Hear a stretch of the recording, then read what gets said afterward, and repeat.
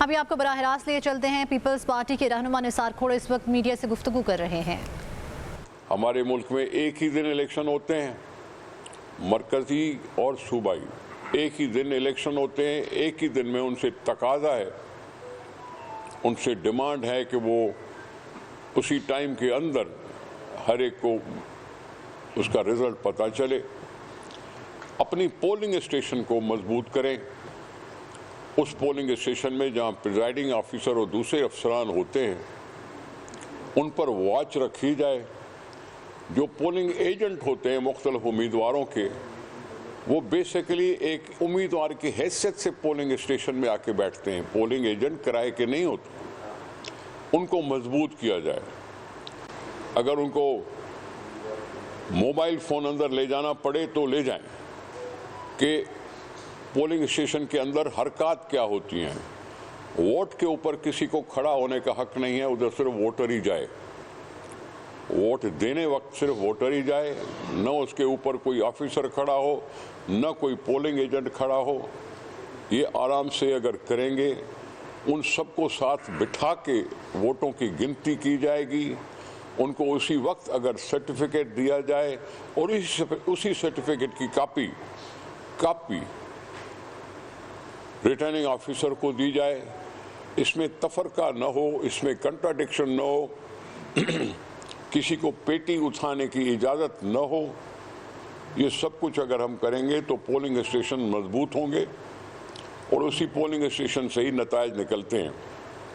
ऐसा न हो कि गिनती के वक्त में, जैसे 2018 में हमें दिखाई दिया, पोलिंग एजेंटों को पोलिंग स्टेशन से बाहर निकाल दिया गया।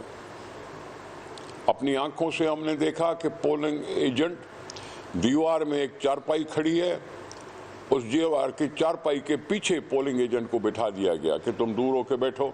हमने अपनी आंखों से देखा है। इस तरह की सूरत हाल जब पोलिंग स्टेशन में आएगी तो सवाल उठेंगे। फिर यही होगा कि हम नहीं मानते इस रिजल्ट को।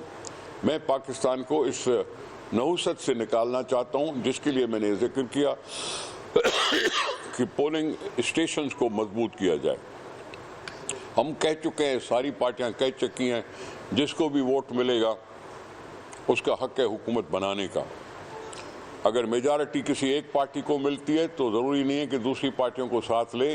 अगर किसी को भी मेजॉरिटी नहीं मिलती और मिलकर हुकूमत बनानी है तो उसका भी हम पहले हिस्सा रह के दिखा चुके हैं।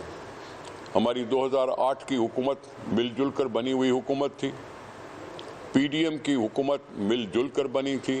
ये दुनिया में उसूल है कि मखलूत हुकूमतें बनाई जाती हैं, उसमें किसी पार्टी को मैं समझता हूँ एतराज़ नहीं होगा मखलूत तौर पर बनाने के लिए।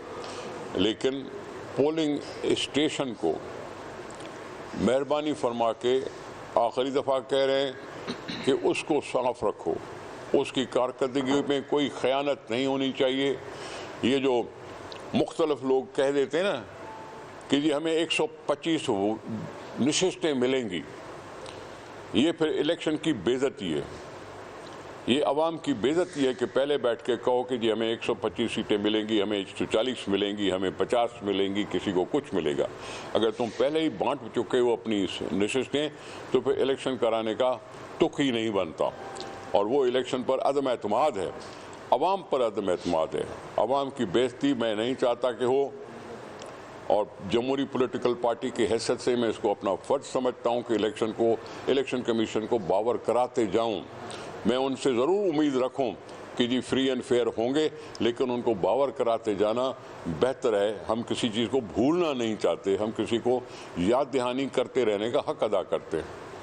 और रही बात 8 फरवरी के लिए, कह दें सबको कि लफ्ज़ अगर इस्तेमाल करना बंद करें। अगर इलेक्शन होगी, ये अगर कह के सारे धंधे को, सारे मसले को एक मुख्तलिफ सिमत में डाल रहे हो। तो इंशाल्लाह हम सब की कोशिशों से, जो आपने जदोजहद की, जो पॉलिटिकल पार्टियों ने जदोजहद की, जो सुप्रीम कोर्ट ने जदोजहद की, वैसे तो सुप्रीम कोर्ट का कोई तुक नहीं बनता कि इलेक्शन की डेट मांगे, ये देना इलेक्शन कमीशन का काम था, लेकिन मजबूर होके उबहम पैदा किया गया, मजबूर होके और वहाँ पहुँचे सुप्रीम कोर्ट में उन्होंने इलेक्शन की डेट मांगी। इलेक्शन ये हल्का बंदियों का ऐलान हुआ भी नहीं था, तब भी हमें डेट दे दी गई। ये बड़ा अच्छा होता अगर इलेक्शन कमीशन बात मान लेती अवाम की और वो खुद से अगर डेट अनाउंस कर देती तो हम इतने सवालात भी ना करते। तो ये चंद चीज़ें थी जो कहना चाहता था। आप तो बैठे हैं इतने सारे, ज़रूर आप सवाल करेंगे, मैं कोशिश करूँगा। एक मिनट, लेकिन उन सबसे पहले जो आज शामिल हो रहे हैं उनको भी तो खातिर में लाओ, उनको भी दो लफ्ज़ बोलने दो तो अच्छी बात है।